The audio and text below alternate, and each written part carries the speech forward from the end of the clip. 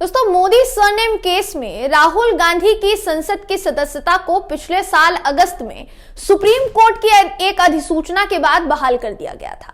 Supreme court ने यह कहा था कि निचली अदालतों ने जो फैसला सुनाया है सजा के लिए राहुल गांधी की, क्योंकि उनको 2 साल की जेल की सजा की जो सूचना है वो जारी कर दी गई थी और 2 साल की जेल की सजा सुनाई गई थी, तो ऑटोमेटिकली 2 साल या 2 साल से ज्यादा की जब सजा होती है किसी सांसद को तो उसकी सांसदी रद्द कर दी जाती है। लोकसभा की सदस्यता जो है राहुल गांधी की भी रद्द कर दी गई, उनकी जो सांसदी है वो भी रद्द कर दी गई। लेकिन उसके बाद उन्होंने हाईकोर्ट का दरवाजा खटखटाया। जब वहां से राहत नहीं मिली तो सुप्रीम कोर्ट वो गए। सुप्रीम कोर्ट से उन्हें राहत मिली और उनकी लोकसभा की सदस्यता दोबारा बहाल की गई, क्योंकि सुप्रीम कोर्ट का कहना था कि निचली अदालतों ने जो भी फैसला लिया है उसकी वजह क्या है, उसका कारण क्या है, ये नहीं बताया। अब ये जो पूरा मामला था इसको मैं दोबारा क्यों दोहरा रही हूं? इसलिए दोहरा रही हूं दोस्तों क्योंकि एक वकील साहब ने सुप्रीम कोर्ट में जनहित याचिका दाखिल की और ये जो PIL दाखिल की गई, जनहित याचिका दाखिल की गई दोस्तों, इस याचिका में ये कहा गया कि भाई जो अधिसूचना सुप्रीम कोर्ट की तरफ से जारी की गई थी ना राहुल गांधी की संसद की सदस्यता को लेकर, उस अधिसूचना को रद्द करने की मांग वो इस जनहित याचिका में करते हुए नजर आए। अब सुप्रीम कोर्ट ने उनको जवाब क्या दिया है, किस अंदाज में दिया है और कितना भारी जुर्माना इनको भरना पड़ा है, इस खबर में मैं आपको बताऊंगी दोस्तों। नमस्कार, मेरा नाम है जयंती झा और आप देख रहे हैं देश नीति।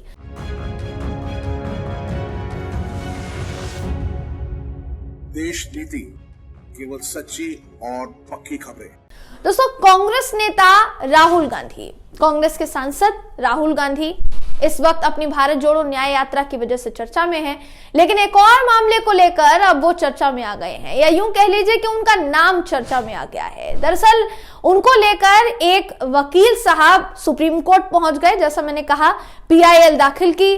PIL पर ना सिर्फ सुप्रीम कोर्ट ने नाराजगी व्यक्त की, ना सिर्फ फटकार लगाई, बल्कि भारी भरकम जुर्माना भरने का आदेश भी वकील साहब को मिल गया। हालांकि अगर वकील साहब के इतिहास पर थोड़ा सा गौर फरमाएंगे दोस्तों, तो अपने इतिहास में भी कई बार ऐसी याचिकाओं की वजह से ये साहब भारी भरकम जुर्माना भर चुके हैं, जैसा बार एंड बेंच की रिपोर्ट कहती है। मैं आपको पूरा मामला क्या है बिना देर के बता देती हूँ। आपकी स्क्रीन पर बार एंड बेंच की रिपोर्ट है दोस्तों, जिसका कहना है कि सुप्रीम कोर्ट ने एक वकील पर 1 लाख रुपए का जुर्माना लगाया है, जिसने कांग्रेस नेता राहुल गांधी की लोकसभा में बहाली को चुनौती देने वाली जनहित याचिका दायर की थी।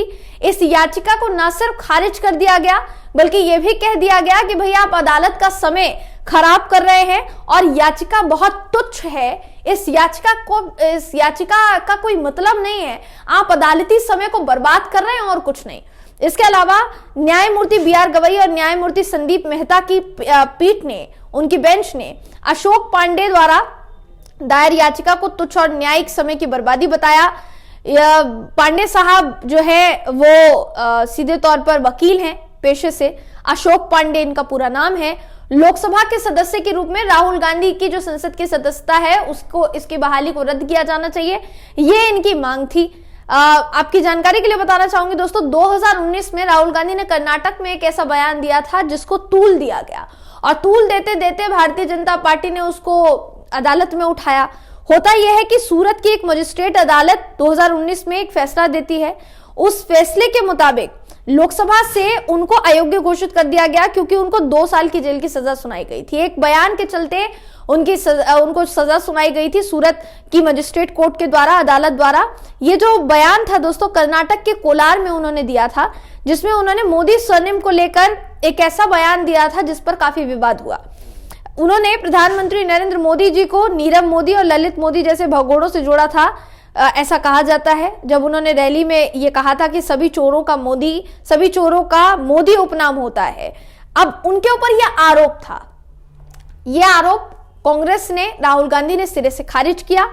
गांधी को यानी राहुल गांधी को सूरत की अदालत ने 2 साल की जेल की सजा सुनाई दोस्तों, और संसद से वो खुद ही अयोग्य घोषित हो गए, क्योंकि जैसा मैंने थोड़ी देर पहले आपको बताया, 2 साल की जेल की सजा या 2 साल से ज्यादा की जेल की सजा अगर होती है तो अपने आप आपकी संसद की सदस्यता जो है वो रद्द कर दी जाती है, वो खत्म कर दी जाती है। बाद में होता यह है कि क्योंकि सूरत की मजिस्ट्रेट अदालत ने यह फैसला सुनाया, तो इस फैसले को कांग्रेस ने और राहुल गांधी ने गुजरात उच्च न्यायालय में चुनौती दी। चुनौती जब दी तो वहां से भी निराशा हाथ लगी, दोष सिद्धि पर रोक लगाने से इनकार कर दिया गया हाईकोर्ट की तरफ से। इसके बाद सुप्रीम कोर्ट वो जाते हैं राहुल गांधी।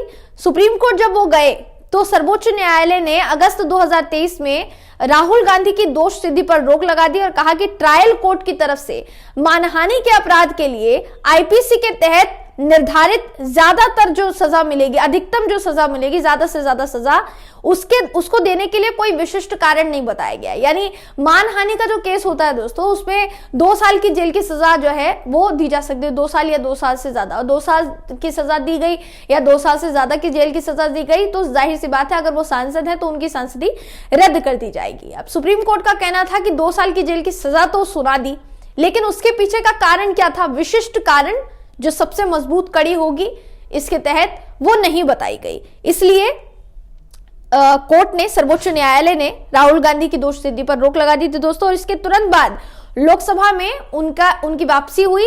लोकसभा की उनकी जो संसद की सदस्यता थी उसको बहाल कर दिया गया। तो कहीं ना कहीं आप ये कह सकते हैं कि मामला सूरत कोर्ट गया, सूरत कोर्ट से मामला गुजरात हाई कोर्ट गया, गुजरात हाई कोर्ट से मामला सुप्रीम कोर्ट गया, तब जाकर सुप्रीम कोर्ट की तरफ से अधिसूचना जारी की गई और अशोक पांडे जो वकील हैं, जो जनहित याचिका लेकर गए हैं, वो उस फैसले को रद्द करने की बात कर रहे हैं जो कि अधिसूचना के जरिए दिया गया था। अब ये जो अशोक पांडे साहब है दोस्तों, इनका जरा इतिहास पर थोड़ा सा गौर फरमाइए। ये जो पांडे साहब है, इन्होंने गांधी की यानी राहुल गांधी की लोकसभा सदस्यता की बहाली को असफल रूप से चुनौती दी थी। इनको पहले भी शीर्ष अदालत से इसी तरह की बर्खास्तगी का सामना करना पड़ा है, ऐसा बैरन बेंच की रिपोर्ट कहती है। इसके अलावा सुप्रीम कोर्ट ने 5 लाख रुपए के जुर्माने के साथ बॉम्बे हाई कोर्ट के मुख्य न्यायाधीश के रूप में न्यायमूर्ति देवेंद्र कुमार उपाध्याय की नियुक्ति को चुनौती देने वाली जो उनकी जनहित याचिका थी उसको भी खारिज कर दिया था और 5 लाख रुपया जुर्माना जो है मांगा था। इस याचिका में पांडे ने दावा किया था, माफ कीजिएगा, 5 लाख रुपए का जो जुर्माना था उसको भरने के लिए कहा था सजा के तौर पर। और वहीं इस याचिका में पांडे ने दावा किया था कि न्यायमूर्ति उपाध्याय को दी गई शपथ दोषपूर्ण थी।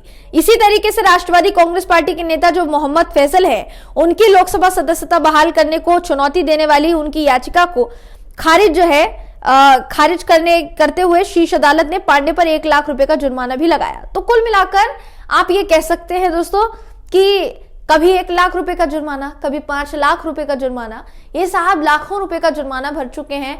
बावजूद इसके इनकी जनहित याचिका लगानी जारी है। देखिए, जनहित याचिका लगाने का अधिकार सबको है। देश की अदालतों में, माननीय सम्माननीय अदालतों में हर व्यक्ति, हर नागरिक एक बराबर है। वो अपनी याचिका लगाएगा, अगर उस याचिका को मतलब आप ये समझिए कि वो याचिका जो है वो सुनवाई करने लायक होगी या उस पर चर्चा करने लायक होगा कुछ, तो चर्चा जरूर की जाएगी, सुनवाई जरूर की जाएगी। लेकिन अगर उसमें कुछ है ही नहीं ऐसा जिस पर चर्चा की जाए या जिस पर फैसला सुनाया जाए, तो फिर वो अदालत का समय बर्बाद है या फिर नहीं है, यही अदालत की तरफ से कहा गया दोस्तों। तो इस पूरी खबर पर आप क्या सोचते हैं, आपकी क्या राय है, कमेंट करके जरूर बताइएगा। वीडियो अगर आपको पसंद आया हो तो वीडियो को लाइक कीजिए, शेयर कीजिए, चैनल को सब्सक्राइब करना बिल्कुल भी ना भूलें। फिर मुलाकात होगी आपसे अगली वीडियो में, तब तक के लिए नमस्कार।